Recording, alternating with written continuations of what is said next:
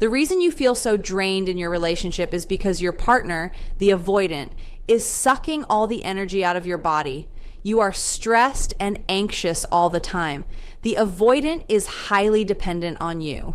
Now, this might sound the opposite, and you may feel like the avoidant does not even care about you, but that is not true. Let me explain. You have invested enormous energy attempting to control the avoidance behavior through strategic approaches designed to make them miss you, to trigger their pursuit, to activate their attachment system, to generate their fear of losing you. You implement no contact not because you genuinely need space, but because you hope the absence will make them realize what they lost and come running back. You post carefully curated social media content designed to make them jealous, to show them you are thriving without them, to activate their competitive instincts or their fear that you might be moving on.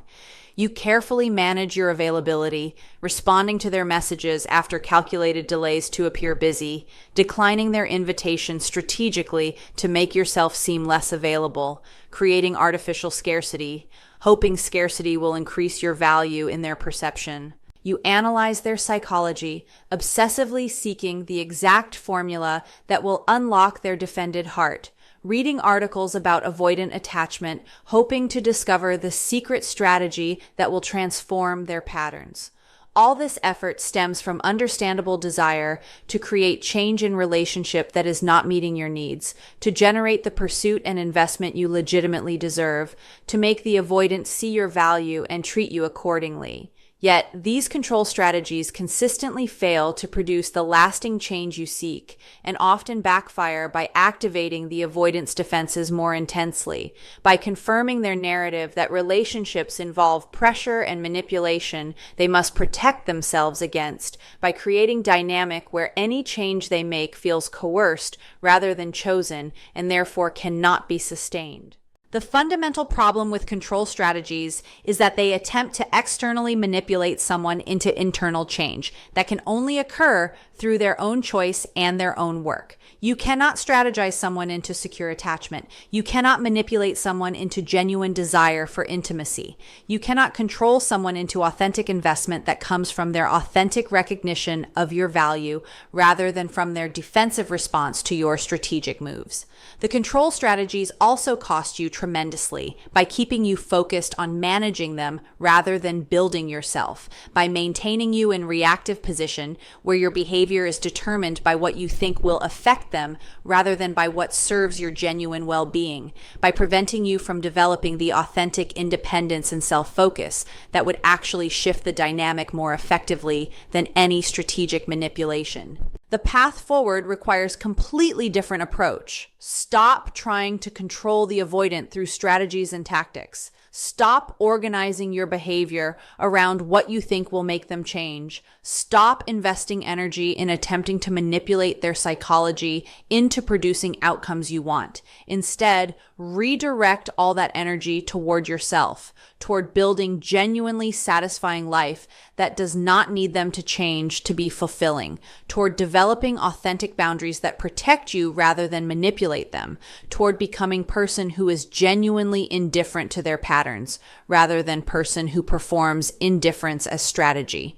This shift from external control of them to internal development of yourself paradoxically creates more actual change in the dynamic than strategic manipulation ever could, while simultaneously protecting you from continued damage if the dynamic does not change in ways you need. Control strategies activate their defenses harder than authentic boundaries ever could. You believe strategic manipulation will soften the avoidance defenses and make them more available. You think creating jealousy will make them pursue you, implementing no contact will make them miss you, appearing busy will make them value your time, posting attractive content will activate their competitive instincts. Yet, these control strategies produce opposite effect from what you intend because the avoidance defensive structure is specifically designed to detect and protect against attempts to control or manipulate them. Their childhood experiences taught them that closeness involves being controlled, that relationships include manipulation they must guard against, that letting their guard down leads to being pressured or managed by others. Your strategic attempts to control their behavior confirm their defended worldview that relationships are unsafe territory, where people attempt to manipulate them, triggering their defenses more intensely rather than softening those defenses. The avoidant detects your control strategies through their highly attuned sensitivity to others' intentions and emotional states. They sense when your no contact is strategic rather than genuine, when you are implementing absence to make them miss you rather than because you genuinely need space for yourself. They recognize when your social media posts are designed to trigger their jealousy rather than reflecting authentic sharing of your life. They feel when your limited availability is performance designed to appear busy rather than genuine result of fulfilling life that actually occupies your time. They perceive when your behavior is calculated to generate specific response from them rather than emerging from your authentic needs and preferences. This detection activates their defenses because it signals you are trying to control them, trying to manipulate their feelings, trying to generate specific behavior through strategic management of your own behavior. The activated defenses manifest through increased withdrawal that contradicts your intention to create more pursuit. You implement no contact hoping they will reach out, yet your strategic absence activates their defended independence, and they feel relief rather than missing you because they sense the absence is manipulative rather than genuine. You post content designed to make them jealous, yet your strategic posting activates their deactivation, and they feel nothing or feel irritation at your transparent attempt to manipulate their feelings. You appear strategically busy, yet your calculated unavailability activates their defended autonomy, and they feel validated in their belief that they do not need you, rather than feeling motivated to pursue your limited attention. The control strategies backfire by triggering exactly the defended responses you hope to overcome. The avoidant also experiences your control strategies as pressure that confirms their narrative about relationships being suffocating or demanding. When you implement strategic no contact, they experience it as manipulation, attempting to control their behavior through punishing absence. This feels like pressure, even though you are absent rather than present. When you post strategic content, they experience it as demand for their attention and their emotional response. This feels demanding even though you are not directly asking for anything. When you manage your availability strategically, they experience it as game playing that requires them to pursue in ways that feel like relationship pressure. This activates their resistance, even though your overt behavior appears to be giving them space. Your attempts to control them through indirect strategic means create the same pressure that direct requests would create, activating their defenses against relationship demands. Authentic boundaries operate completely differently from strategic manipulation and produce different effects on the avoidance defensive structure. Authentic boundaries emerge from genuine self-protection rather than from calculated attempt to control the avoidance behavior. You implement no contact because you genuinely need space from relationship that harms you, not because you hope absence will make them miss you. You limit your availability because you are genuinely busy building satisfying life, not because you are performing scarcity to increase your value. You post about your life because you authentically want to share your experiences, not because you are attempting to generate jealousy. You establish consequences for their patterns because you genuinely will not continue tolerating those patterns, not because you hope consequences will manipulate them into changing. The authenticity of genuine boundaries communicates something entirely different to the avoidance defensive structure than strategic manipulation communicates. Authentic boundaries say, I am protecting myself from harm, rather than saying, I am trying to control you. Genuine consequences say, I will not accept this treatment, rather than saying, I am punishing you to make you behave differently. Real independence says, I am building fulfilling life, rather than saying, I am performing independence to make you want me more. The avoidance defenses do not activate against authentic self-protection the way they activate against strategic manipulation, because authentic boundaries are not about controlling them. They are about you taking care of yourself regardless of their response. Authentic boundaries actually command more respect from avoidance than strategic manipulation ever generates, because authentic boundaries demonstrate genuine self-respect and genuine standards rather than demonstrating willingness to play games to control them. The avoidant recognizes when boundaries are real versus when they are strategic. They recognize when your behavior emerges from genuine self-care versus from calculated attempt to manipulate their response. Real boundaries that you enforce consistently, regardless of their reaction, communicate that you have actual limits and actual standards. This generates respect, or at minimum generates recognition that you are serious. Strategic manipulation that shifts based on their response communicates that your behavior is performance designed to control them. This generates defensiveness or dismissal rather than respect. The critical difference involves your internal orientation and your genuine investment in outcome. Strategic manipulation requires you to remain intensely focused on them, constantly tracking whether your strategy is generating desired response, adjusting your tactics based on their reaction. This orientation keeps you reactive and dependent on their behavior, even while you are attempting to control that behavior. Authentic boundaries require you to become focused on yourself, implementing protection regardless of their response, maintaining your standards whether or not they motivate their change. This orientation makes you genuinely independent and genuinely indifferent to their patterns in ways that strategic performed indifference never achieves. Understanding that control strategies activate defenses while authentic boundaries command respect allows you to recognize that the path to any possible change in the avoidant involves abandoning attempts to manipulate them and instead developing genuine boundaries that protect you regardless of whether those boundaries generate their change. Stop implementing no contact as strategy and start implementing it as genuine self-protection if relationship harms you. Stop managing your availability strategically and start being genuinely busy with fulfilling life. Stop posting content designed to trigger jealousy and start sharing authentically, or stop sharing entirely if you are doing it for their benefit. The shift from strategic manipulation to authentic boundaries eliminates the game playing that activates their defenses while developing the genuine self-respect and genuine independence that might actually shift the dynamic, or at minimum protects you if the dynamic does not shift in ways you need. You cannot strategize someone into healthy attachment. They either choose growth or they don't.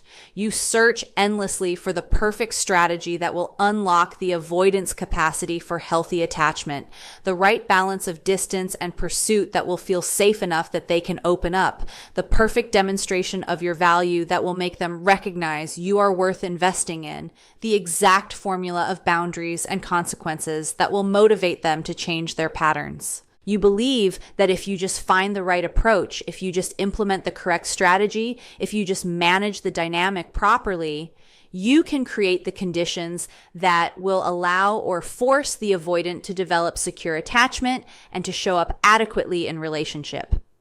This belief that external strategic management can produce internal attachment transformation keeps you trapped in an exhausting cycle of analyzing their responses, adjusting your tactics, implementing new strategies, searching for the approach that will finally generate the lasting change you seek.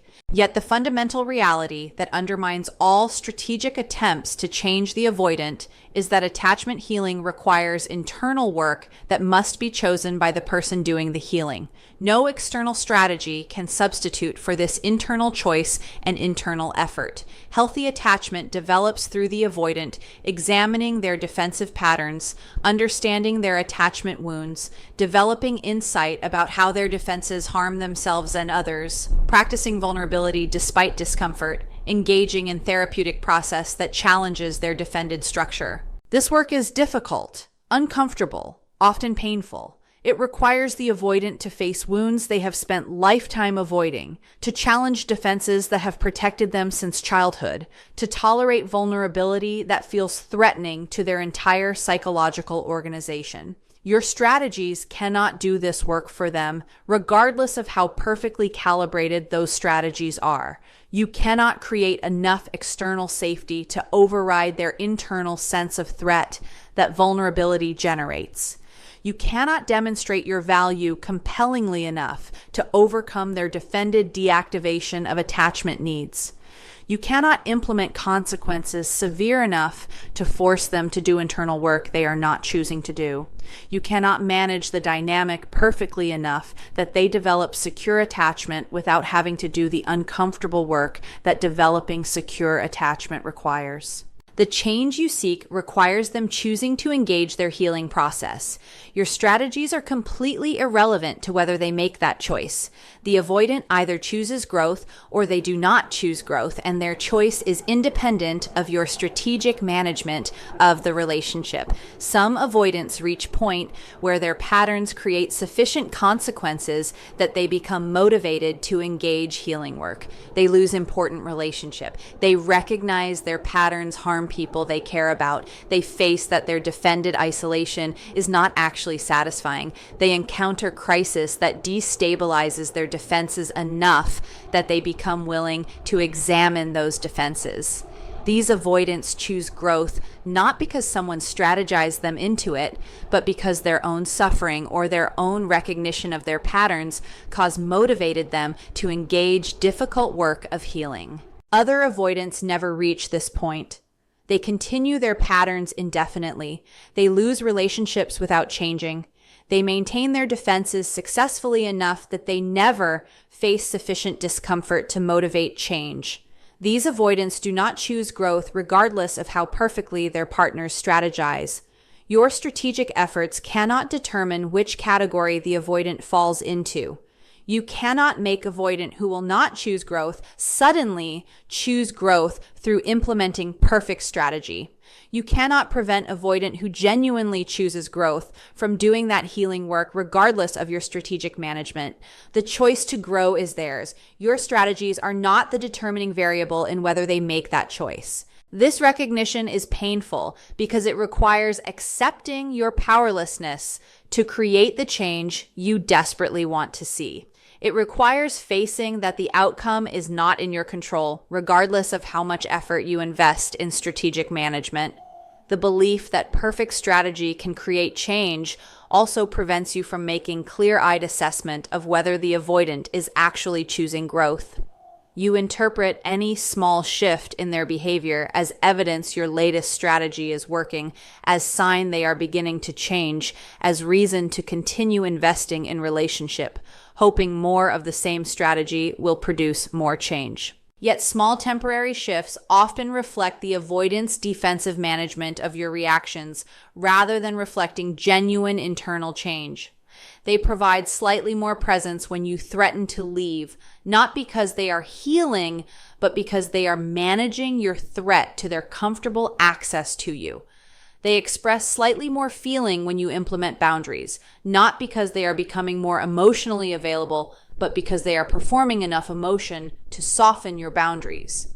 These temporary defensive adaptations are not growth, and they are not sustainable change. They are strategic responses to your strategies that disappear once your pressure decreases. Understanding that you cannot strategize someone into healthy attachment allows you to recognize that you face simple choice. Accept the avoidant as they currently are with their current patterns and their current capacity, or leave relationship because current reality is inadequate regardless of potential future change. This choice eliminates the middle ground where you remain in relationship, hoping your strategies will eventually produce the change that makes relationship viable. Either they are choosing growth right now in visible, sustained ways, actively engaging therapy, demonstrating genuine examination of their patterns, showing consistent behavioral change across months, not days, or they are not choosing growth. And your strategies will not create that choice regardless of how perfectly you implement them. The recognition also allows you to redirect the enormous energy you have invested in strategic management toward assessment of whether relationship meets your needs as it currently exists. Stop analyzing what strategy might work to change them and start assessing whether you can accept them as they are. Stop searching for the perfect approach to unlock their capacity and start evaluating whether their current demonstrated capacity is adequate for your well-being. Stop trying to strategize them into growth and start deciding whether you will accept relationship with someone at their current level of functioning or whether you need to leave to protect yourself from ongoing exposure to patterns that harm you. The avoidant will either choose growth through their own internal motivation and their own internal work, or they will not choose growth regardless of your strategic efforts. Your strategies cannot determine their choice. Your role is not to find the perfect approach to make them choose growth. Your role is to decide whether you will remain with someone who is not currently choosing growth while hoping they eventually will, or whether you will leave to create space for a relationship with someone who has already done enough healing work that their current capacity is adequate for healthy partnership. Focus on becoming someone who doesn't need them to change to be happy. You have organized your life and your happiness around the avoidant and their potential change. You wait for them to become more available so you can feel secure. You hope for them to become more emotionally engaged so you can feel fulfilled. You work to make them prioritize you so you can feel valued. Your well-being is hostage to their behavior and their patterns, fluctuating based on whether they are currently providing more presence or less presence, rising when they show signs of improvement and plummeting when they withdraw again.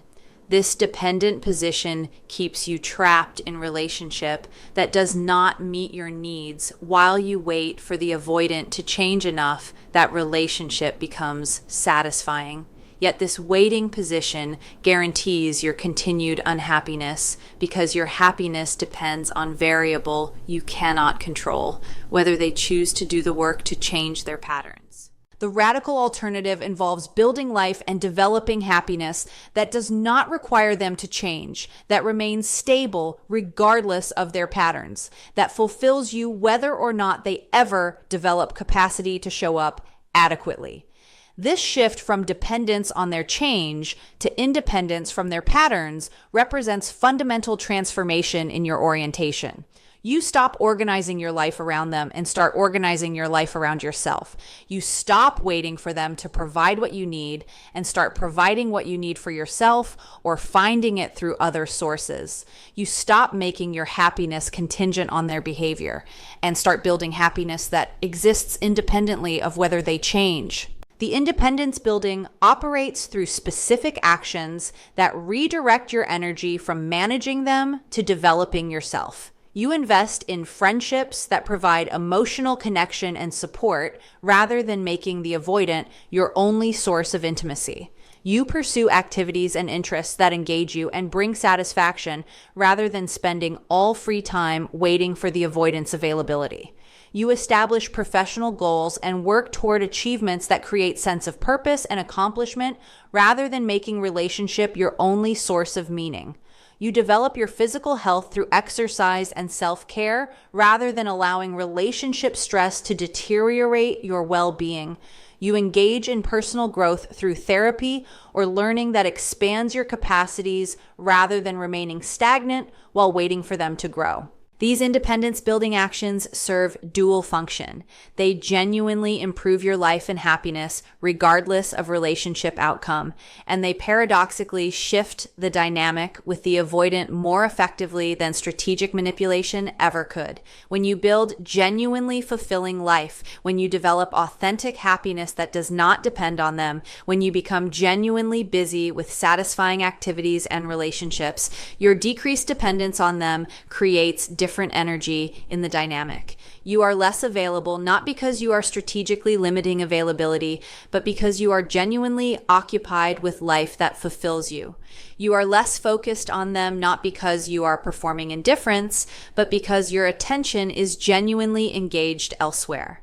You are less affected by their withdrawal not because you are pretending not to care, but because your well-being genuinely does not rise and fall with their patterns. This authentic independence affects the avoidant differently than strategic independence because they sense the difference between genuine self-focus and performed self-focus. Genuine independence communicates, I have built satisfying life that does not need you at its center, rather than communicating, I am performing independence to make you want me more. The avoidant respects, or at minimum notices, genuine independence in ways they dismiss or defend against performed independence. Your authentic self-focus also eliminates the pressure that strategic manipulation creates. You are not trying to control them through your independence. You are simply living your life in ways that happen to not revolve around them. The shift to genuine independence also protects you from the continued damage that dependence on their change creates. When your happiness depends on them changing, every day they do not change represents day of disappointment and suffering. When you build happiness that does not require their change, you experience satisfaction and well-being regardless of their patterns. This protection is not strategy to make them change. It is genuine improvement in your life quality that matters whether or not they ever change. You are no longer hostage to their behavior because your well-being is secured through sources other than their adequate presence. The independence building particularly matters because it positions you to make clear decisions about relationship from place of strength rather than from place of desperation. When you depend on them for your happiness, leaving feels impossible because leaving means losing your only source of well-being. When you build happiness that does not require them, leaving becomes a viable option because you know you will be okay without them. This shift from dependence to independence transforms the power dynamic. You are no longer staying because you cannot survive without them. You are staying only if relationship adds value to already satisfying life, or you are leaving because relationship subtracts value from the fulfilling life you have built. Understanding that you should focus on becoming someone who does not need them to change to be happy allows you to recognize that this shift serves you regardless of relationship outcome. If they eventually choose growth and relationship improves, you will experience that improvement from a position of independence that keeps you protected and balanced rather than from a position of dependence that would make you vulnerable to future withdrawal. If they never choose growth and you leave, you will leave into already established, satisfying life rather than leaving into void that terrifies you. If they leave you, you will experience that loss from foundation of existing happiness and fulfillment rather than from position where losing them means losing everything. The independence you build is insurance policy that protects you in all scenarios while also creating the genuine self-focus that paradoxically has more power to shift the dynamic than any strategic manipulation of them ever possessed. Enforcing consequences without manipulation teaches them more than any strategy.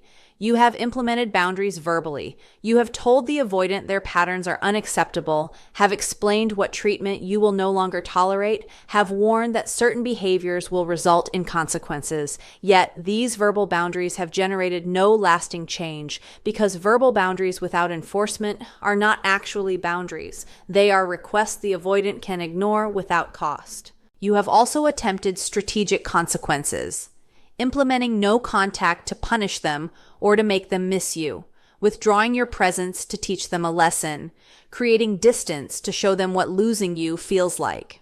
Yet, these strategic consequences also fail to generate lasting change because the avoidant senses the manipulation and the intent to control, activating their defenses rather than teaching them genuine lessons about relationship requirements. This authentic independence affects the avoidant differently than strategic independence because they sense the difference between genuine self-focus and performed self-focus.